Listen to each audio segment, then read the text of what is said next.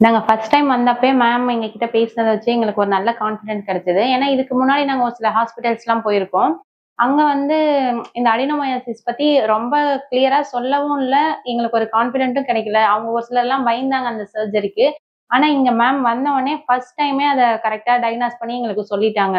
அதுக்கு அத நம்ம சரி பண்ணாம ட்ரீட்மெண்ட் எடுத்தா அது வேஸ்ட்டு அப்படின்ற மாரி.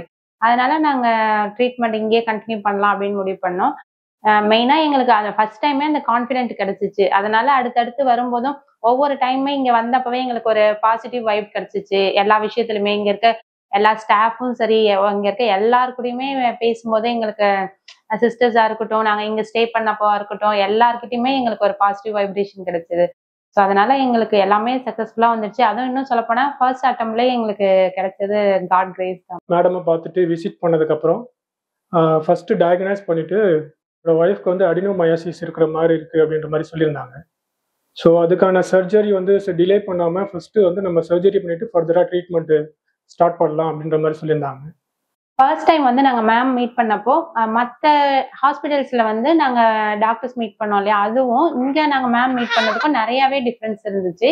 ஏன்னா ஃபர்ஸ்ட் டைமே வந்து நம்மளுடைய ஃபுல் டீட்டெயில்ஸ் எல்லாமே கலெக்ட் பண்ணிட்டு, இப்போ ஒரு சில இடத்துலலாம் பார்த்தோம்னா, என்ன ஏதுன்னு கேட்பாங்க. அப்படியே உடனே மெடிசன் எழுதிருவாங்க. அந்த மாரி அப்படிலாம் இல்லாம, இன்னும் சொல்லப்போனா ஒரு சில இடத்துல வந்து ஒரு சில டேப்லெட்ஸ்லாம் குடுத்து ஃபர்ஸ்ட் ட்ரை பண்றாங்க. அதுக்கப்புறமா தான் அவங்க என்னன்னே சொல்றாங்க. ஆனா இங்க ஃபர்ஸ்ட் டைமே மேம் வந்து எங்களுக்கு என்னென்ன டெஸ்ட் எடுக்கணுமோ அதெல்லாம் எடுத்துட்டு, இதுதான் உங்களுக்கு ப்ராப்ளம் அடினோமயாசிஸ். அததான் நம்ம ஃபர்ஸ்ட் கிளியர் பண்ணணும் அப்படின்னு சொல்லியிருந்தாங்க. அதுக்கப்புறம் எங்களுக்கு அவங்க பேசும்போதே ஒரு கான்ஃபிடென்ட் கிடைச்சது. ஸோ அதனால நாங்க அதுக்கப்புறம் ஃபர்தரா நாங்க எதுவும் டிலே பண்ணல. உடனே அப்பவே கன்டின்யூ பண்ணலாம் அப்படின்னு சொல்லிட்டு, நாங்க வந்து அட்மிட் ஆயிட்டு கன்டின்யூ பண்ணிட்டோம்.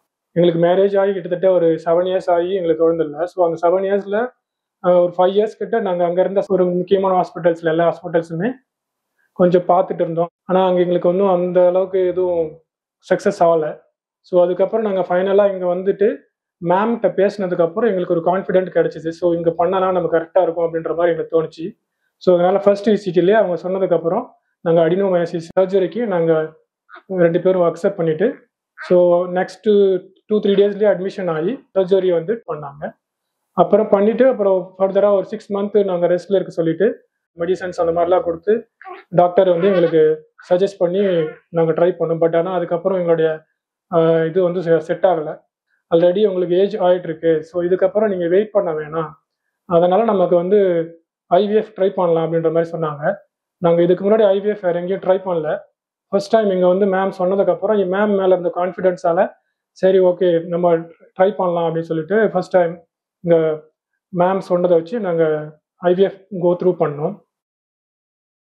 காட் கிரேஸ் ஃபர்ஸ்ட் அட்டெம்ப்ட்லயே எங்களுக்கு வந்து பாசிட்டிவ் ரிசல்ட் வந்துச்சு.